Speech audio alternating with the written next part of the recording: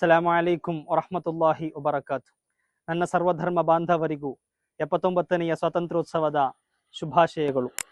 ಬ್ರಿಟಿಷರ ಮುಷ್ಟಿಯಿಂದ ಮುಕ್ತಿ ಪಡೆದ ಭಾರತಕ್ಕೆ ಇವತ್ತಿಗೆ 79 ವರ್ಷ ಪರಿಪೂರ್ಣವಾಯಿತು.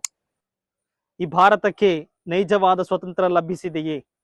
ಹಾಡ ಹಗಲಿನಲ್ಲಿಯೇ ಮಾನವೀಯತೆಯ ಕಗ್ಗೊಲೆಗಳು, ಬೀದಿಯಲ್ಲಿ ಹರಿಯ ಬಿಡುವಂತಹ ಮನುಷ್ಯರ ಬಿಸಿ ರಕ್ತಗಳು, ಇವೆಲ್ಲವೂ ಕಾಣುವಾಗ ಈ ಭಾರತಕ್ಕೆ ನೈಜವಾದಂತಹ ಸ್ವಾತಂತ್ರ್ಯ ಲಭಿಸಿದೆಯೇ ಎಂಬ ಸಂದೇಹ ಬರುತ್ತದೆ. ಅಲ್ಲಾಮಾ ಇಕ್ಬಾಲ್ ರವರು ಹೇಳುತ್ತಾರೆ, ಸಾರೇ ಜಹಾನ್ ಸೆ ಹಚ್ಚ ಹಿಂದೂ ಸಿತಾ ಹಮಾರ, ಹಮ್ ಬುಲ್ಬುಲೇ ಹೇ ಇಸ್ಕಿ ಹೇ ಗುಲ್ ಸಿತಾ ಹಮಾರ. ನಮ್ಮ ಗತಕಾಲದ ಮಹಾತ್ಮರು ಕಂಡಂತಹ ನೈಜವಾದಂತಹ ಒಂದು ಭಾರತ, ಸೌಹಾರ್ದತೆಯುತವಾದಂತಹ ಒಂದು ಭಾರತ ಈ ಭಾರತವಾಗಬೇಕು. ಅದಕ್ಕೆ ಬೇಕಾಗಿ ಈ ಭಾರತದಲ್ಲಿರುವಂತಹ ಸರ್ವ ಬಾಂಧವರು ಒಟ್ಟಾಗಬೇಕು.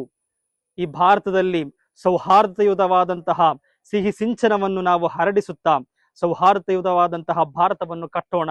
ಜೈ ಹಿಂದ್, ಜೈ ಕರ್ನಾಟಕ.